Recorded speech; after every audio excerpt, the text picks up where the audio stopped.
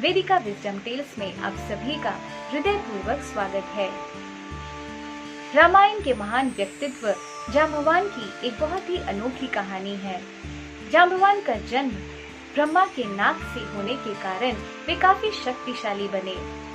जन्म के पश्चात जांबवान ने भगवान से पूछा कि हे प्रभु, मेरी क्या सेवा है। उस समय भगवान ने जांबवान से कहा कि जब कभी मेरे और दानवों के बीच युद्ध होगा, तुम दर्शक बनकर उसका आनंद लूटोगे। यही तुम्हारी सेवा है। कुछ समय इस सेवा को करने के पश्चात जांबवान फिर से भगवान के समीप गए और सेवा की मांग की।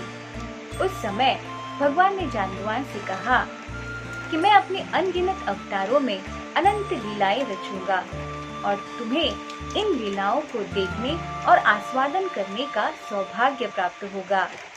भगवान से मिले हुए इस आशीर्वाद ने जांबवान को थोड़ा अहंकारी बना दिया। एक बार चलते चलते जांबवान ने कुछ संतों को लात मारी। क्रोधित होकर उस संतों ने जांबवान को श्राप देते हुए कहा कि हे धम्बी बालू, तुम्हारी इस करतूत ने हमें काफी क्रोधित कर दिया है। हम तुम्हें श्राप देते हैं कि आज से तुम अपने जीवन काल के अंत तक वृद्ध और कमजोर अवस्था में रहोगे।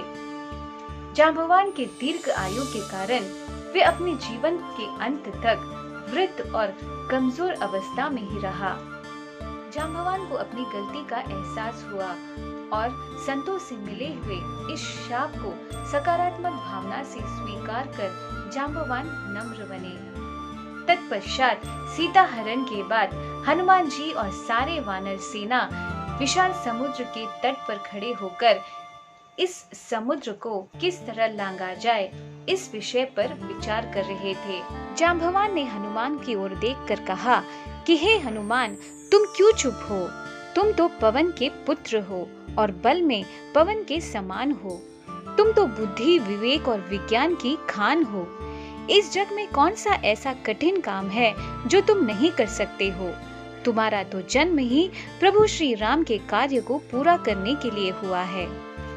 इस तरह जांबवान के प्रेरणात्मक शब्दों के कारण हनुमान जी ने एक ऐतिहासिक छलांग लगाई। इस दृष्टांत के पश्चात हम रामायण में केवल हनुमान जी के कार्यकलापों का आस्वादन करते हैं।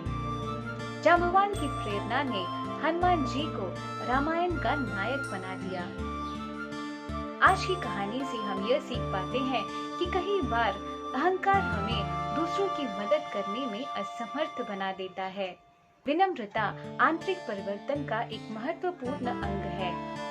अपने भक्तों को विनम्र बनाने हेतु ही भगवान हमारे जीवन में चुनौतीपूर्ण प्रसंगों को लाकर हमारी परीक्षा लेते हैं। एक आदर्श नेता वही होता है जो अपने अनुयायियों को प्रेरित कर उन्हें अपनी क्षमता का एहसास दिलाता है। उम्मीद है आज की कहानी आप सभी को पसंद आई होगी। इसी आशा के साथ विदा लेती हूँ। नमस्कार।